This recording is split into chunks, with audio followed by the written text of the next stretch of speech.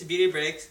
Today we're going to show you how to properly mail your cards. So we're just going to go over really quick. We just want to make this because sometimes people don't know how to do this, especially new collectors.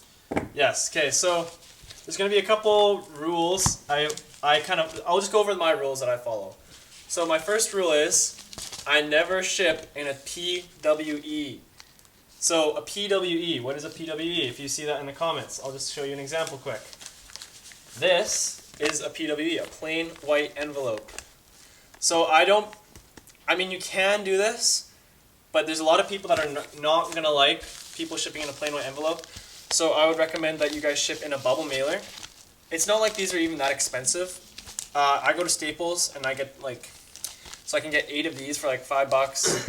You can get 12 of these for $8 or $7. These are a bigger size, and they've got a paper cover. These have a plastic cover. So I would highly recommend just buying bulk in these. And then even if you're pretty new and you think you're not going to be doing more than like 5 to 10 trades, just buy 8 of these, $5. It's a worthwhile investment, and it'll keep your cards safe 100%, unless the handler for shipping wrecks them. So that's my first rule. My second rule is don't use Scotch tape. I only use painter's tape, and the reason is, 1, it doesn't wreck the top loader, right, Ethan? Yeah. And 2, how hard is it to get Scotch tape off a top loader compared to painter's tape? What's easier to get off? Painter's tape. Exactly, it rips off pretty easy and leaves less glue residue. So, Seth, what would you think about masking tape? I wouldn't do it on a top loader, but it's definitely better than Scotch tape, I think. Actually, I don't know. Just go with painter's tape. I feel like most homes probably have some. If you don't, just go buy a roll. It's pretty cheap. I would say, guys, if you're gonna be in the hobby for a while, this is a worthwhile investment. Like a roll, I've had this roll for a while now. I've shipped off a lot of packs with this. So Ethan just did a trade, so we're just gonna go and we're gonna pack up his cards and show you guys how to do it. What's his name again? Wheeler what? Wheeler Cards or something? We'll put his tag up. We'll give you a shout out. So these are the cards Ethan traded. So he has them in team bags and top loaders.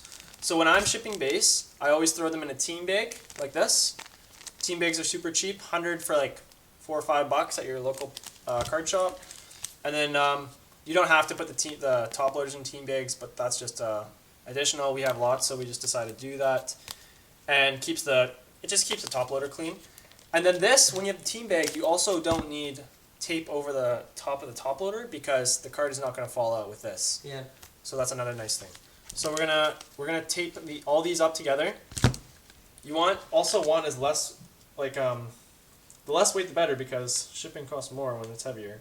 This package will be fine though because it's not gonna be over the limit to the next price category. Do you think the other package I'm mailing gonna be around over or not?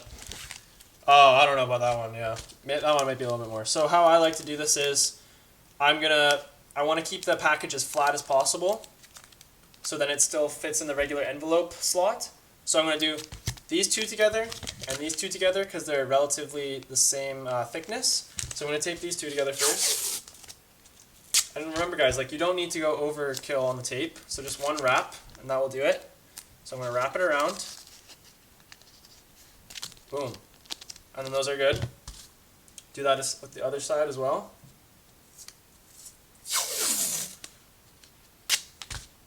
Okay, we'll wrap these two up together.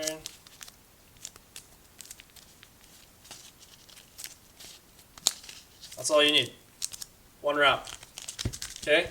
And now just to make sure that these don't start sliding on top of each other, even though it wouldn't really be a big deal in this case, and just for extra stability when the package is en route, in transit, I'm just going to do one on the top, flat across, just like this. And then I'm going to also do one on the back here. And that will just keep it more secure. There. So now I got one on each side. Yeah. And that's all you need. And then we can just slide that into our bubble mailer. And now Ethan can write. We won't do that right now, but Ethan has to do now is just write the address that he's shipping it to. And we're also gonna Seal it, and then don't we're ready seal to it go. I won't seal it right now. because I'm also gonna write a letter to you. Right. So that's basically it, everyone. So yeah. Also, if you're doing just a single card, I would just advise shipping it with Decoys. a decoy. How about So let's say if just it's two just one, cards? can you pass me a card with just in a top loader? It's just this one. So let's say I'm getting rid of this Sanheim. I would just put the decoy on top, one loop of tape, and then that's good to go. How Okay. about if it was two cards? You could probably do the same thing if they're in a team bag, not that big of a deal, or at least have them in top loaders. Yeah. So that's just a quick video, guys, on how to mail cards. Nothing too thorough, just some ground rules, basically. One of the biggest things is the two big things I would take away from this is don't use Scotch tape and don't ship in a plain white envelope, just because that's the most damaging to your cards. That's going to have the most potential to damage your cards, is what I should say. So yeah, that's just a quick how-to. Yeah. Thanks for watching, everyone. Please like, subscribe, and comment down below, and see you in the next video. Bye.